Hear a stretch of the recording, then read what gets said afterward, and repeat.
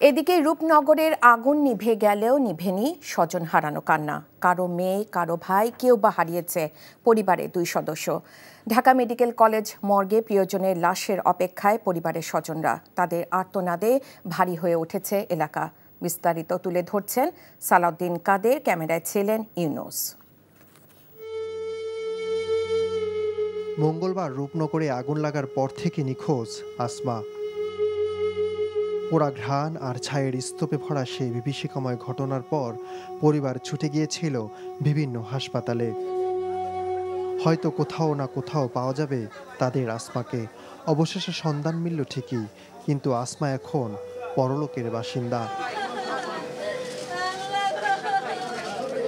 এই খোঁজ মেলায় নেই উচ্ছ্বাস, আছে কেবল নিস্তব্ধতা, নিঃশেষ হওয়া এক প্রাণের গল্প। আগুন লাগছে তখন থেকে আমরা খুঁজতেছি, পাই না, সারা রাত খুঁজছি, পাওয়া যায় না। পরে এখন এই শনাক্ত করছি। একইভাবে মোহাম্মদ সুলতান হারিয়েছেন তার আদরের কন্যা ও জামাইকে। মারা যাওয়ার কিছুক্ষণ আগেও বাবাকে ফোনে জানিয়েছেন বাঁচার আকুতি। জামাই আর মায়া দুজনে মারা গেছে। গত 1 বছরে স্বামীসহ 3 জন কাছের মানুষকে হারিয়েছেন তিনি। রূপনগরের লেলিহান আগুন কেড়ে নিল প্রিয় ছোট ভাইটিকেও।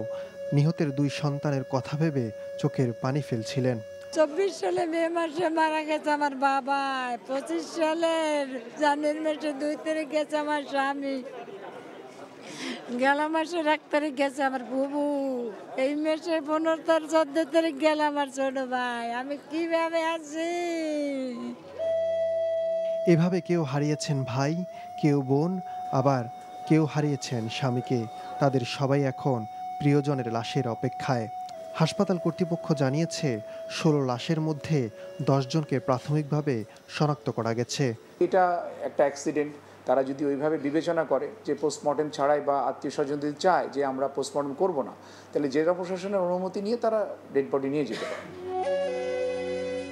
এর আগেও এরকম আরও অনেক হৃদয় বিদারক ঘটনার সাক্ষী দেশ। কয়েকদিন পর এসব ঘটনা সবাই ভুলে গেলেও বছরের পর বছর ক্ষত বয়ে বেড়ায় হতাহতের স্বজনরা।